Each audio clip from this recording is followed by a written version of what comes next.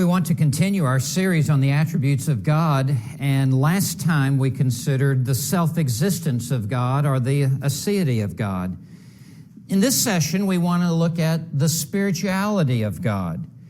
Now, when we say the spirituality of God, we are not using it as we would refer to our spirituality. By that, we mean that God is a spirit being, that God is without a physical body. Therefore, God is invisible. Therefore, God is infinite. That will be our focus in this lesson. But by way of introduction, I want to say that it was A.W. Tozer who said, "The weightiest word in any language is the word for God." The weightiest word in any language is its word for God. There is a gravitas, a heaviness, a weightiness about God in any study of God, and rightly it should be so. We live in a day in which there are many spiritual lightweights who have light, fluffy, superficial thoughts of God that just blow like a tumbleweed across the horizon of the church.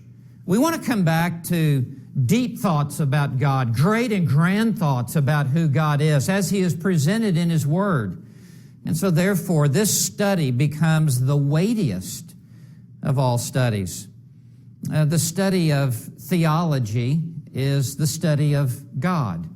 And theology proper is that specific area of theology that focuses upon the person, the being, the attributes, the triunity of God. How we understand theology proper, in reality, defines how we see the other areas of theology.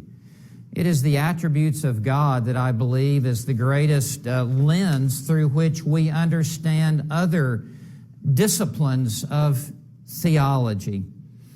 So as we come in our study now to the spirituality of God, there are three words that I want to set before you.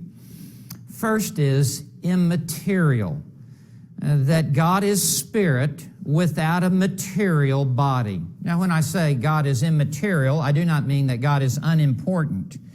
Quite the contrary, because God is immaterial, He is not immaterial in that sense. Because God is immaterial, He is of enormous importance to us. The key verse on this is John 4, verse 24, in Jesus' discussion with the woman at the well, in which He says, God is spirit. That is a small s.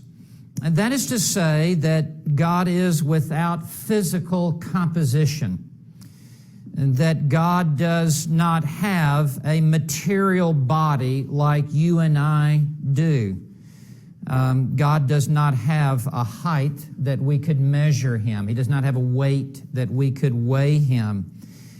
God does not have body parts.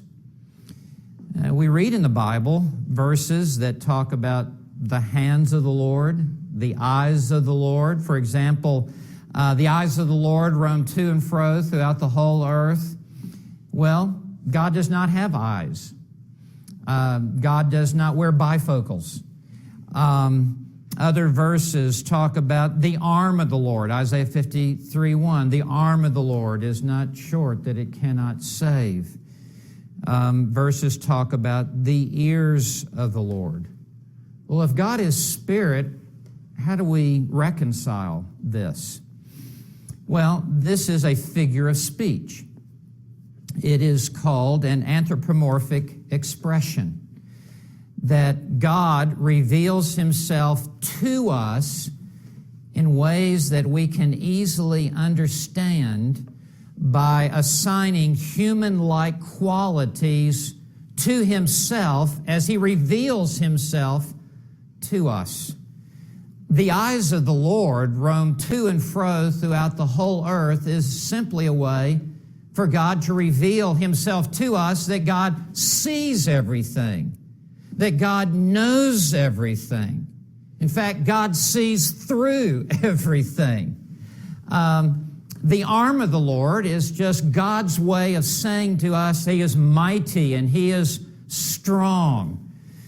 John Calvin, writing in his Institutes on the Christian Religion, explains to us that God is so infinite that as He would communicate to you and me with finite minds, God must come down to our level and communicate to us, if you will, with elementary type talk, kindergarten type talk, we would say today. In reality, even lower than that, baby talk to us.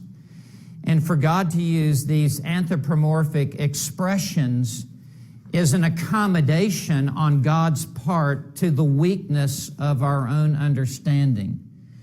But God is not limited to having eyes and ears. If so, then God could only be in one place at one time, right? It is the mere fact that God is without a physical body that allows God to be everywhere at one time. When this session is over, when you go back to your house and when I go to my hotel room, no matter where we go, the Lord is with us. And no matter where we go, the Lord is already there before we arrive. And even when we leave this place, God will remain. And because God is without the spatial limitations of a human body such as you and I have, He therefore can be in all places at all times. What a wonderful feature this is of the Lord. I remember the first time I ever stood up to speak. I was a freshman in college. I played college football for Texas Tech, and we had a weekend of champions with FCA, and I gathered with other football players around the country. There were Dallas Cowboys there, and over the weekend we did various things of Christian activity and ministry with high school students, and on Sunday they would send us out to churches. I had no idea that I was being sent out to a church.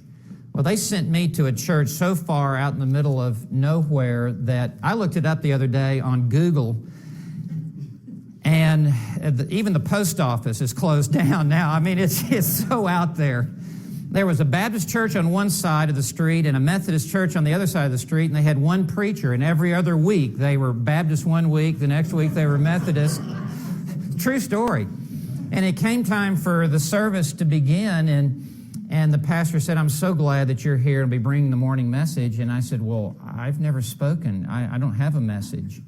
He said, "Well, would you pray?" And I said, "I've never prayed in public, but I would be willing to do that." So it came time for me to pray.